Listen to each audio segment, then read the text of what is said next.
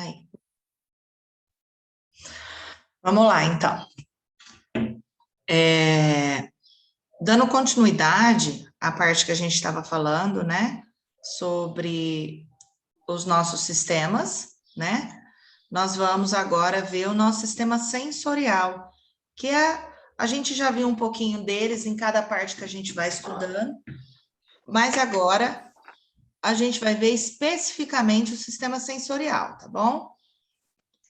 Que nada mais é do que o tato, o paladar, a visão, o olfato, né? Então, vamos falar um pouquinho agora sobre o tato. Deixa eu organizar aqui. Então, o que é o tato? O tato está relacionado à nossa pele ou à nossa cutis, né? Que nada mais é do que a pele, um órgão de revestimento externo do nosso corpo. É ele que protege todo o nosso corpo. E é considerado o maior órgão do corpo humano e também o mais pesado. Então, se a gente tirar a pele de uma pessoa e pesar, em relação a todos os outros órgãos que nós temos no corpo, ele é mais pesado. É responsável, como eu disse, pela proteção do nosso corpo, né? Tem as suas funções imunitárias, que tem a sua função de defesa, que é a produção de leucócitos, linfócitos e mastócitos. É o principal órgão de regulação do calor, então é ele que mantém o calor interno na temperatura correta, e se esse calor estiver aumentado, ele dissipa o calor, como o contrário também. Se a gente estiver com frio, né, ele vai produzir calor para internamente controlar a homeostase desse calor do nosso corpo. Possui funções nervosas, que é o que nós vamos estudar agora, que nada mais é do que a constituição do nosso sentido do tato. Pessoal, coloca o microfone de vocês no mudo. Tem as suas funções metabólicas, que é a produção de vitamina D, essencial para a manutenção do nosso corpo. Lembrando que a vitamina D é a responsável por colocar o cálcio dentro do nosso osso, lembra? E também nos protege contra quem? Contra a radiação.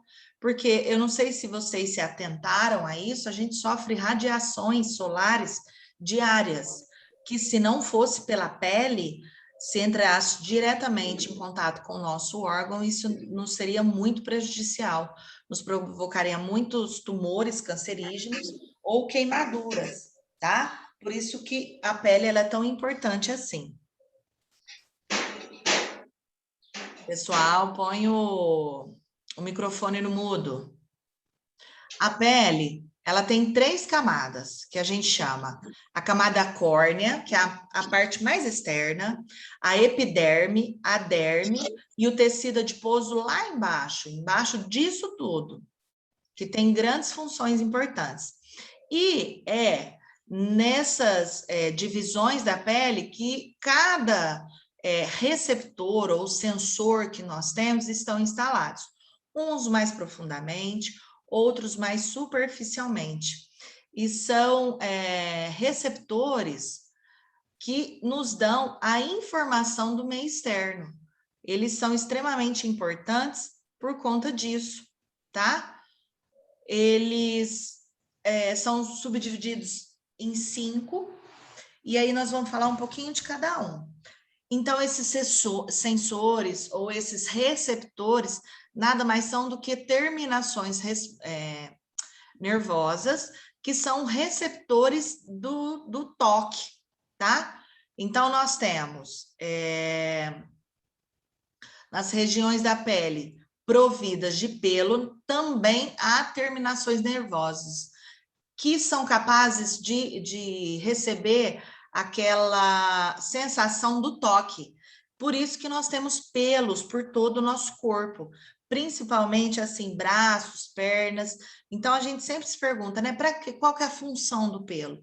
É na base do pelo que nós temos o receptor tátil, que vai nos dar a sensação de toque.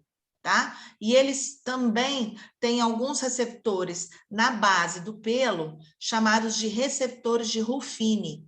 Esses são receptores que são capazes de entender o calor externo, seja tanto para o frio quanto para o calor, tá? Então, eles estão aonde ali, ó?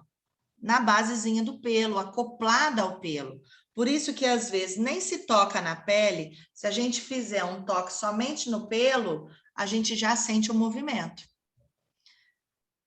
Já nas partes de pele que não tem pelo, também está coberta de alguns receptores, né? Então, nós temos aqueles 2 receptores de tátil e de pressão acoplada ao pelo, mas a parte do nosso corpo que não tem pelo também tem receptores, que é esse aqui, ó, o corpúsculo de Pacini, que eles captam o quê? Principalmente a pressão. Então, estímulos vibracionais e tátil mesmo, de pressão. Corpúsculos de Pacini. Nós temos também o corpúsculos de Meissner, que também estão nas saliências da pele sem pelos, como, por exemplo, nas partes mais altas das impressões digitais. Porque a nossa impressão digital, ela é olhada de pertinho, um sobe e desce, como se fosse uma montanhazinha. Então, na parte mais alta, nós temos os corpúsculos de Meissner, que eles percebem o quê? O tato leve. Por isso que nós temos precisão de toque. Por isso que a gente chama que nós temos na ponta dos dedos a coordenação motora fina.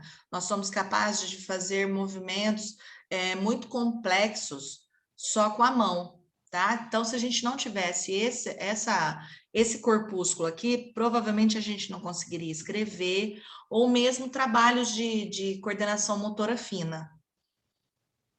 Temos os discos de Merkel, eles são receptores táteis e de pressão. E os movimentos de pressão e tração da epiderme desencadeiam o estímulo. Então, alguns são de pressão, certo? Esse é de tração. Sabe quando você empurra a pele de um lado para o outro? Quando esfola assim, quando esbarra? Então, é o disco de Merkel que vai nos dar essa sensação. Tá tudo desligado.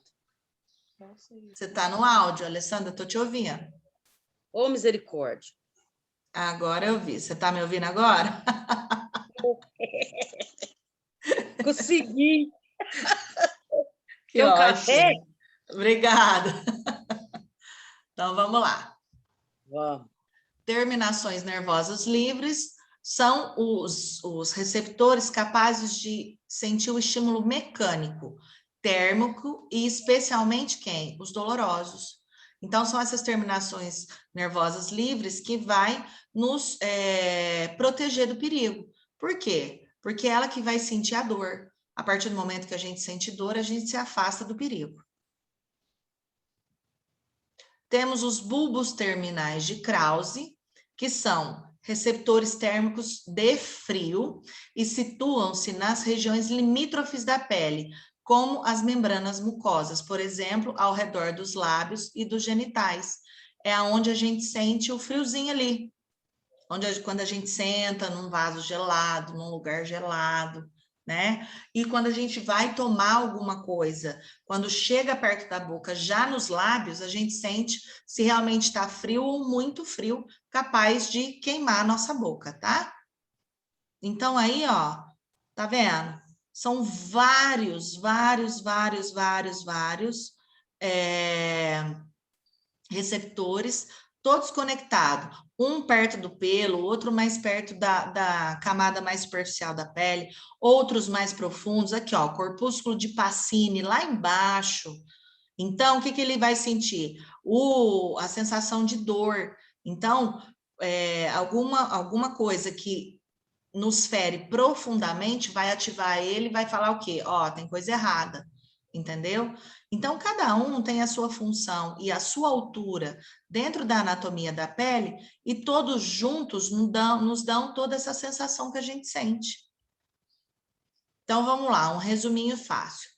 Superfície, receptores da superfície, né? Nós temos o de Krause, que tem a sensação de frio. Ruffini, sensação de calor. Merkel, tato e pressão.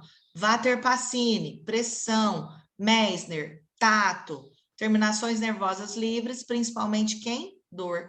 Então, é a junção de todos eles que nos dá toda a capacidade de percepção do meio externo. Certo? Agora nós vamos falar um pouquinho do outro, a visão, né? Que é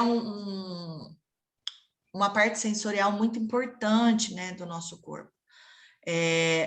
A visão nossa, né, do ser humano, ela é estimulada somente pela presença de luz.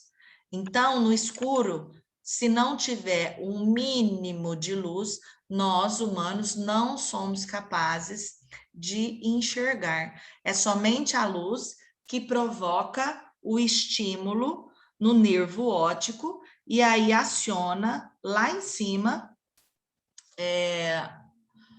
no nosso cérebro, a visão a gente passa a enxergar. Então, o escuro não é capaz de promover um estímulo no nosso nervo óptico. Por isso que nós não enxergamos no escuro. Diferente de quem? De alguns animais. Alguns animais têm essa parte muito mais desenvolvida, né? Como, por exemplo, a águia consegue enxergar à noite, a coruja, né? Então, eles têm uma visão noturna muito boa e uma visão extremamente aguçada. Por exemplo, a águia, ela é capaz de ver um mini rato escondido na grama enquanto estão voando a não sei quantos mil metros de altura. Ela consegue enxergar, desce e consegue pegar a sua presa, muito diferente da gente. Dependendo da distância, a gente nem consegue, né, distinguir. Só que nós conseguimos distinguir coisas diferentes do dele. Então, a gente consegue ver as cores. Animais, muitas vezes, não conseguem distinguir. Enxergam em preto e branco ou mais alguma cor acrescentada. Essa é uma grande diferença nossa dos animais, tá? Então, a visão, né? A visão é responsável, está intimamente ligado ao único órgão que nós temos, que é o olho, né? E o nosso olho, o nosso olho, eles são quase esféricos e estão alojados aonde, gente? Nas cavidades orbitais da face. As paredes do globo ocular são constituídas por 3 membranas: esclerótica, coroide e retina.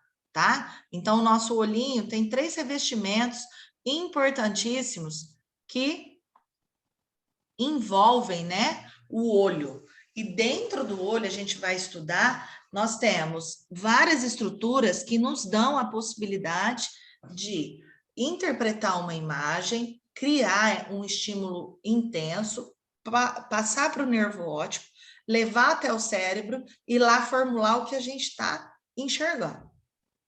Então, vamos lá. O globo ocular. Cada olho é constituído por 3 túnicas, né? Como eu falei. A camada mais externa, que a gente chama de camada protetora, que é a córnea e a esclera. A média, que ela é vascular, onde existe a íris, a coroide e o corpo ciliar. E a mais interna, óbvio, que é a camada nervosa, que é onde está localizado quem? Quem que é mais importante ali? A retina, né? Lembra que se tem um descolamento de retina, a gente perde a visão. Então, a esclera, vamos ver a camadinha mais externa, ó. A esclera é a nossa parte branquinha do olho. Ela é a camada mais externa do olho e é popularmente conhecida como branco do olho. É o que a gente chama, né?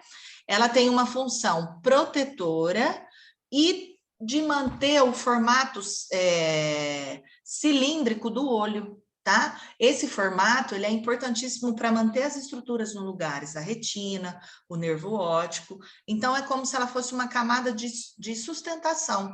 Por isso que a gente fala que ela é conjuntiva, que nada mais é do que um emaranhado de tecido conjuntivo de sustentação. Ela é muito fina, transparente e tem muitos vasos. Ela é bem irrigada.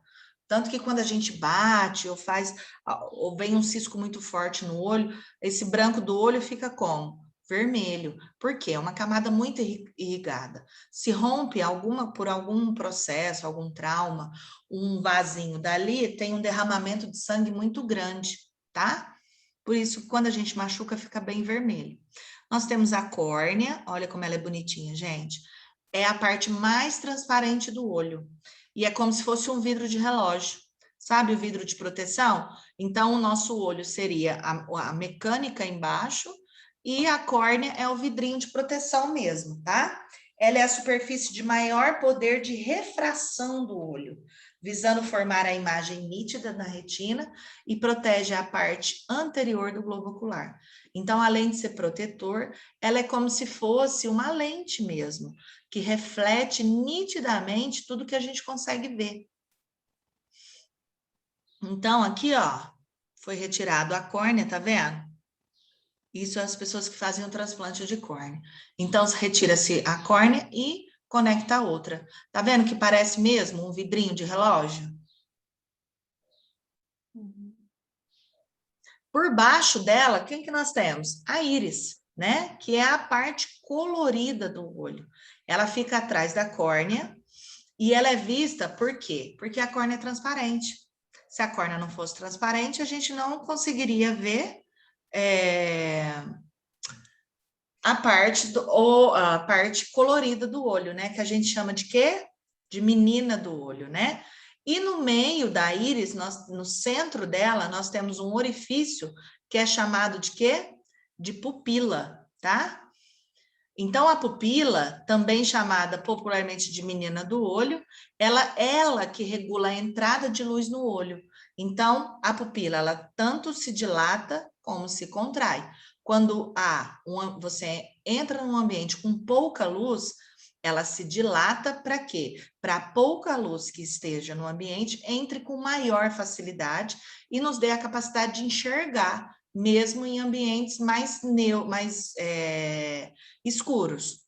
Se eu entro num ambiente muito claro, essa quantidade grande de luz entrando, ela vai provocar uma hiperestimulação do meu nervo óptico. Então, uma irritabilidade grande do nervo. O que ela faz? Se contrai para entrar a quantidade de luz necessária para que a gente consiga distinguir o que a gente está enxergando. Já entrar em algum lugar muito claro, e assim também você não consegue enxergar, porque é uma quantidade de luz muito grande, é um estímulo muito grande para o nervo óptico. Aí ele não consegue distinguir o que ele está enxergando, mesmo sendo ele somente estimulado pela luz. Nós temos outras camadas, a camada coroide, né? Ela é formada por vasos sanguíneos e ela que é a responsável pelo quê, gente? Pela nutrição do olho. E principalmente a nutrição de quem? Da retina, que é ela que vai nos dar a capacidade de distinção da informação ou da imagem que chega para nós do lado de fora, tá? Nós temos também aqui, ó, uma estrutura chamada de corpo ciliar, que são duas partezinhas, ó, localizada tanto em cima quanto embaixo do cristalino, e ela forma o que a gente chama de humor aquoso. E o que é isso? O humor aquoso é um líquido que preenche a parte anterior do olho. Lembra que eu falei que o olho tem que ser cilíndrico? Primeiro, para caber na cavidade orbicular, né? E segundo, para manter as estruturas todas no seu lugar, para que quando a imagem entrar, ela conseguir ser refletida, geralmente é refletida invertida, e assim codificada e estimular o nervo óptico com essa informação. Então, se o fundo do olho não ser arredondado e ter a profundidade correta, a gente não vai conseguir distinguir a imagem. Então, o humor aquoso, o que ele faz? Ele mantém a estrutura do olho arredondada, tá? E também tem um músculozinho importante ali que a gente chama de músculo ciliar. É ele que sustenta o cristalino no lugar e também altera a forma de acomodação. Ele faz uma pequena contração também desse cristalino. Para quê? Para deixar sempre a imagem que a gente vê mais nítida, tá? Então, o que é o cristalino? O cristalino, gente, ele realmente é uma lente transparente situada atrás da íris, que modifica sua forma para dar maior nitidez à visão. Então, lembra aquele músculo ciliar? Ele vai movimentar o cristalino para deixar a imagem mais nítida. Sabe quando eu coloco o projetor na tela lá para vocês e está embaçado? E eu mexo num botãozinho lá até focar? É essa a função do músculo ciliar em relação ao cristalino, tá bom? Igual a gente faz com binóculo, é igual eu expliquei. Sabe quando você olha para longe, pega o binóculo, olha para longe, está tudo embaçado? Você mexe lá na lente, faz uma adaptação e aí os objetos ficam muito mais nítidos. Com o passar dos anos, o cristalino ele perde a sua elasticidade, a sua capacidade de acomodação, tá? Então, aquele músculo também vai perdendo um pouco da sua função, além da função do cristalino. E aí, às vezes, o foco da imagem fica complicado. E isso é o que dá a necessidade da gente usar óculos. É isso que é a miopia, é isso que é o astigmatismo, é a capacidade de adaptação, acomodação visual do cristalino. Então, como que a gente faz? Se o cristalino não se acomoda mais, eu coloco uma lente externa que vai fazer essa acomodação, tá?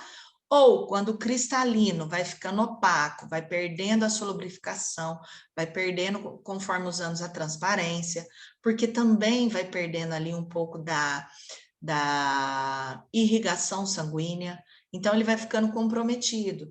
Muitas pessoas idosas têm uma opacidade, opacificação, fica embaçado o cristalino, o que nada mais é do que a gente chama de catarata. Então, se isso não for corrigido, a pessoa evolui para cegueira. Por quê? Porque é a parte que nos dá a visão. Se aquilo lá está embaçadinho ou tampado, a gente não enxerga, tá? Então, aí, ó, quando a gente joga uma luz, aí teria que ser transparente, e já não é. Tá vendo essa camadinha mais esbranquiçada? Isso é a catarata, é o cristalino já embaçado, tá? Então, é isso que é mexido na cirurgia de quê? De catarata. O que é a cirurgia de catarata? É a retirada dessa membrana que vai se formando e geralmente coloca-se o quê? Uma lente para auxiliar o cristalino lá dentro, ao invés de usar uma lente externa, tá bom? Nós temos o humor aquoso, né? Bem ali de sustentação do cristalino, mas posteriormente, em toda a parte oca do olho, atrás do cristalino, nós temos o humor vítreo, né? Que nada mais é do que uma substância gelatinosa, ó, que também preenche a cavidade posterior do olho, atrás do cristalino, para quê? Para manter a forma do olho arredondada, certo? Então, aqui, ó, a gente já viu tudo isso e vamos entrar nessa camadinha aqui, ó. Tá vendo essa camadinha do olho amarelinha? Que é a nossa retina, né? Que é a camada que reveste o olho. Ela é a camada mais interna, formada, por quê? Pelos receptores especiais sensíveis à luz. Então, a luz, ela entra já numa qualidade boa, digamos assim. Por quê? Porque passou pela córnea, passou pelo cristalino, já foi dosada toda a quantidade de luz que entrou corretamente, e aí ela passa por todas as estruturas e bate em quem? Na retina. Por quê? A retina ela é cheia de receptores sensíveis à luz. Então, é ali que a gente vai transformar o estímulo visual em estímulo nervoso, para levar até o nervo óptico, que segue o seu caminho até o sistema nervoso central, e lá a imagem é projetada. Aí a gente entende o que a gente enxergou, tá? Mas tudo isso é lindo, maravilhoso, mas nós temos um ponto cego. Alguém já ouviu falar sobre ponto cego? No olho nós temos um ponto cego, né? Que é um pequeno pontinho no olho que não tem receptores. Então, é a única parte do olho que, mesmo com a presença da luz, ele não capta as informações, então ele não entende, tá? É um ponto também ligado à retina e ao nervo óptico, mas ele é completamente desprovido de visão, tá? Então, seria o único pontinho no olho que não é capaz de enxergar, digamos assim. Nós temos a mácula, que a gente chama de mácula lútea, que é a região central, é o meiozinho lá da retina, responsável pela visão de quê? De detalhes. Então, é a mácula que vai ver os pequenos detalhes. Exemplo, leitura. A leitura precisa de muita atenção, de muita codificação, principalmente do quê? das formas das letras. E quem é responsável por isso é a mácula, tá? E, finalmente, nós temos quem? O mais importante, o nervo óptico, que se não é ele levar todas essas informações que o olho gerou, não ia adiantar de nada, né? Então, ele é formado a partir de quem? Da retina, porque é lá que estão os receptores, né? E conduz o estímulo visual até o cérebro. Então, é essa ramificação de nervinho aí, ó, que vai até o nosso cérebro. Parte externa do olho, né? Nós temos grandes funções importantíssimas também da parte externa do olho. A gente não podia deixar de falar, tá? Então, nós temos músculos extrínsecos que prendem na esclera. E quem que é a esclera? O branquinho do olho. E fazem os movimentos do olho. Então, é ela que vai virar o olho para a direita, para a esquerda, para baixo, para cima, que vai fazer o movimento circular. E esses músculos são 6 em cada olho e trabalham em conjunto. Para quê? Para nos dar a capacidade de visão. Nós temos as pálpebras, que a gente não pode esquecer dela, que serve para quê a pálpebra, gente? Principalmente para proteger o olho e distribuir a lágrima e remover qualquer corpo estranho. Então, é ele que espalha toda a lágrima que é produzida no cantinho aqui interno do olho para a lubrificação do olho todo. Além do que, remove o corpo estranho e protege o olho. Qual que é a primeira coisa que a gente faz quando pode ter um possível impacto? Fecha o olho. Então, já é automático, é proteção. Os cílios, que protegem os nossos olhos de quem? De poeiras suspensas no ar, para não ficar em contato com o nosso olho, com a córnea, porque pode riscar, pode machucar. E as sobrancelhas. Para que serve a sobrancelha, gente? Acho que ninguém nunca sabia, né? Para proteger do suor da testa e entre os olhos, tá? E aí a gente vai lá e arranca tudo isso aí. Esse é o maior problema. Então, vamos lá. Nós temos também, acoplada ao nosso olho, quem? As nossas glândulas lacrimais, como eu disse para vocês lá atrás. Elas produzem o quê? Lágrimas contínuas para lubrificação do nosso olho, tá? Quando choramos, o excesso de líquido desce pelo canal lacrimal e é despejado nas fossas nasais em direção ao exterior do nariz. Então, quando a gente fica emocionado ou chora, parte dessa lágrima entra para dentro do nariz e parte acaba extravasando e escorrendo quando a gente pisca, né? Por isso, quando a gente chora, o que acontece? Hein, pessoal? Escorre? Escorre o nariz por causa da quantidade de lágrima. Então, a parte... também. Hã?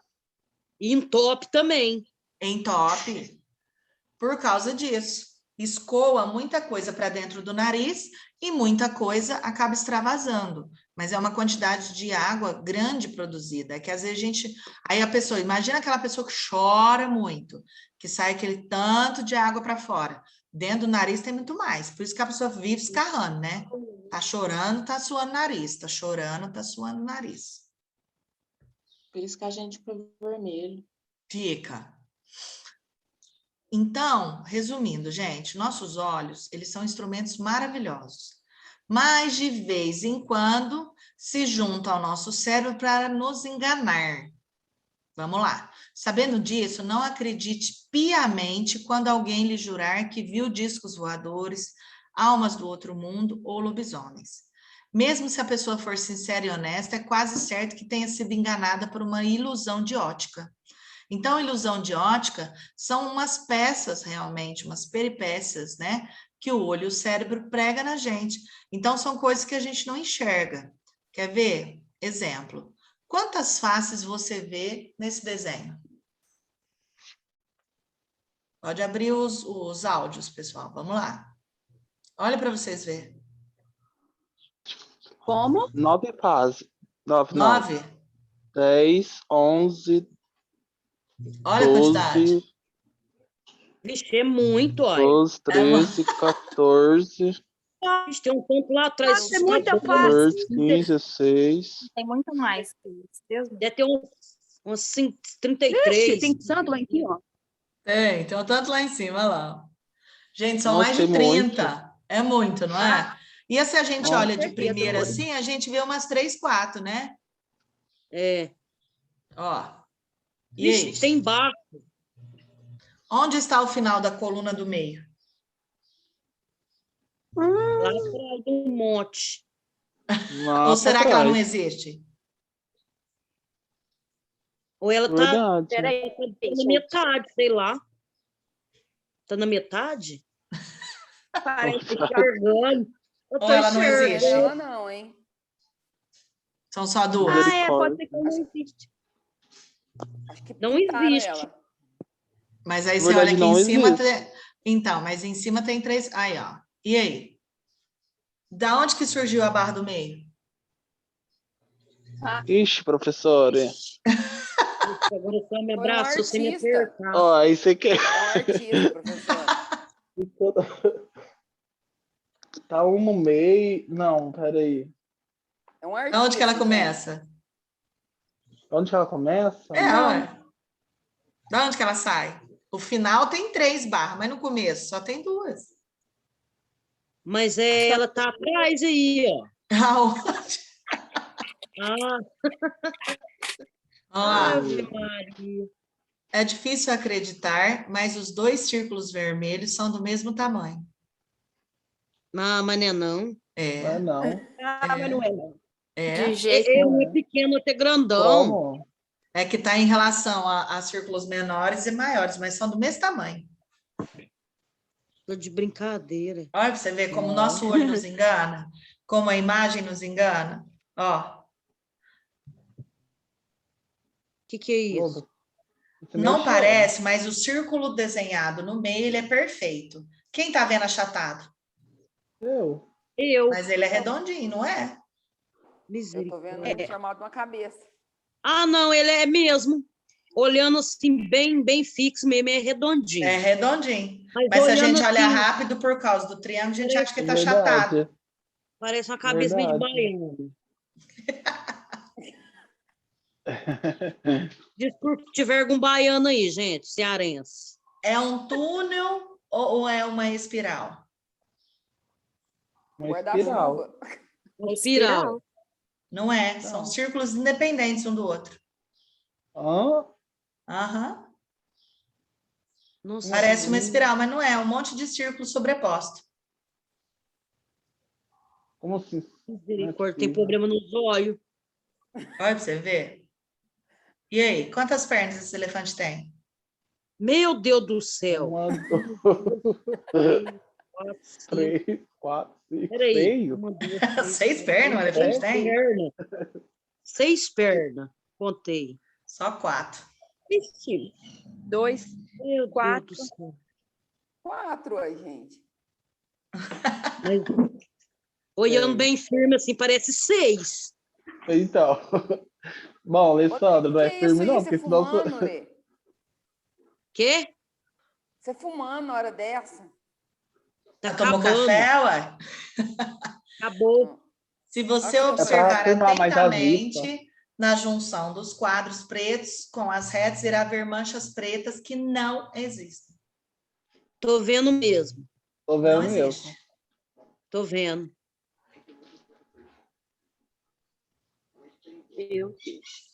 Você acha que as cores da bandeira do Brasil estão erradas? Tá certa. Olha fixamente no E, do ordem e progresso. Olha lá, olha, fica olhando fixamente. Olha. Agora olha, num papel branco ou numa parede branca, rapidinho. Olha na parede. Nossa, Deus.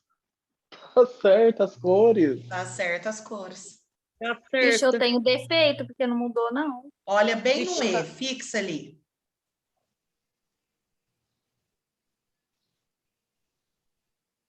Agora olha na parede. Misericórdia. Eu tô com Viu? problema. Tá com Eu problema? só vejo o formato, não vejo cor nenhuma. Não vê a cor? Vai procurar o oftalmologista. Mas eu já tenho defeito, ó. Aqui, ó, o defeito, ó. E aí, o que vocês veem aqui? Uma taça ou 2 pessoas querendo se beijar? Uma taça, duas Uma pessoas taça. beijar. Uma taça. Os dois. Os dois. Eu vi os Duas dois. Duas aí, pessoas tá? querendo beber numa taça. A taça na parte branca e as duas pessoas na parte preta. Você fica melhor, hein, Edu? Olha abaixo e diga as cores, não as palavras. Peraí, diga as cores, não as palavras. Primeira Verde, palavra. preto, Verde, vermelho, azul, roxo. Amarelo, preto, amarelo, roxo. Laranja, azul, Peraí. Verde, Verde, laranja, azul, laranja, vermelho, preto, azul. vermelho, verde, roxo, amarelo, vermelho, laranja, verde, preto, azul, vermelho, Nossa roxo, Senhora. Laranja verde, não é azul. laranja, é preto. Ai, meu É. Deus. Viu? Não tem laranja aqui.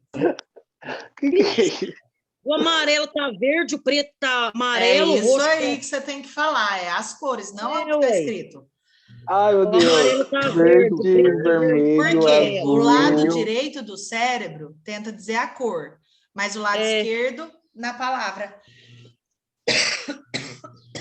Verde, O azul tá vermelho. vermelho, Nossa, é vermelho muito tá azul, difícil. o amarelo Pessoal, tá ó. azul, o verde tá vermelho. Já deu 40 minutos de aula, vai cair, eu vou mandar um novo link, tá? Para a gente continuar. Tá. Meu Deus. Se cair, eu mando outro. Aí Verde, vocês voltam e me liga o áudio. verde, vermelho, azul, amarelo, Não, azul, preto, Não é assim, Essa- Eduardo. É pra sair, azul, Bro? verde, laranja, Dani. verde. vai preto. cair, deixa cair. Ah, tá. Teste cerebral, sentido horário ou anti-horário? Observe a figura de fundo. Segundo estudiosos, você vê uma mulher girando no sentido horário. Significa que trabalha mais o lado direito. Se você vê a mulher girar no sentido anti-horário, fala que você utiliza mais o lado esquerdo do cérebro. Vamos lá. E se não vê nada, não utiliza nenhum. Não funciona. Minha mulher tá parada. Pra mim também. Mas para que Gira, lado que mulher. ela está tentando girar? Qual pé está para cima? Direito. Direito. Direito? É. Então, é isso que Ela tá com as conta. duas pernas pra cima. Mas ela está de frente ou de costa?